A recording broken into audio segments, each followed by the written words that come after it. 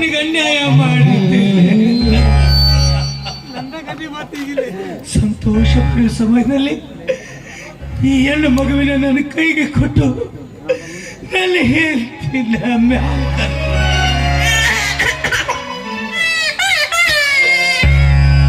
ಹುಟ್ಟುವಾಗ ನಗುತ್ತೀವಿ, ಸಾಯುವಾಗ ಅಳ್ತೀವಿ. ಅಯ್ಯೋ, ಈ ಪ್ರಪಂಚದಲ್ಲಿ ತೊಟ್ಟಿಲೆಗಳೆಷ್ಟು ಅಷ್ಟೇ ಸ್ಮಶಾನಗಳು. ಅದಕ್ಕೆ ಬಲ್ಲವರೊಂದು ಮಾತು ಹೇಳ್ತಾರೆ, ಬಾರದು ಬಪ್ಪದು ಬಪ್ಪದು ತಪ್ಪದು ಎಂಬಂತೆ. ಈ ನಾಟ ಬಲ್ಲವರು ಯಾರಪ್ಪ? ಈ ಎಳಿ ಕನ್ನವನ್ನು ತೆಗೆದುಕೊಂಡು ನಾನು ಎಲ್ಲಿಗಂತ ಹೋಗ್ಲಿ, ಏನಪ್ಪ ಮಾಡ್ಲಿ? ಎಲ್ಲದಕ್ಕೂ ದಾರಿ ತೋರಿಸೋನು ನೀನೇ ಭಗವಾನ್.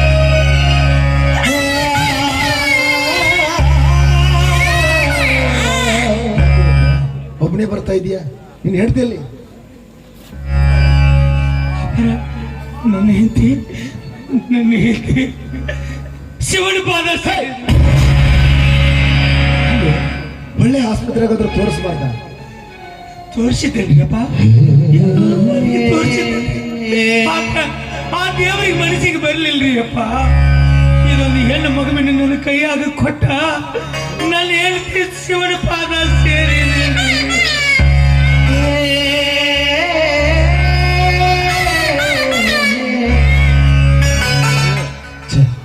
ಒಂದೇ ಬಂಡಿಗೆ ಎರಡು ಚಕ್ರದಂತೆ ನಿಮ್ಮ ಜೀವನ ಸಾಗ್ತಾ ಇರ್ತೀರ. ಆ ದೇವರು ನಿಮ್ಮ ಜೀವನದಲ್ಲಿ ಈ ರೀತಿ ಆಟ ಆಡಬಾರ್ದಾಗಿತ್ತು. ಅಲ್ಲ, ಮಗುವಿನ ಬಗ್ಗೆ ಏನು ವಿಚಾರ ಮಾಡಿದ್ದೀರಿ? ಏನ್ರಿ ವಿಚಾರ ಮಾಡಿದ್ರಿ? ಹಾಗಾದ್ರೆ ಆ ಮಗುನ ನನಗೆ ಕೊಟ್ಟು ಬಿಡು.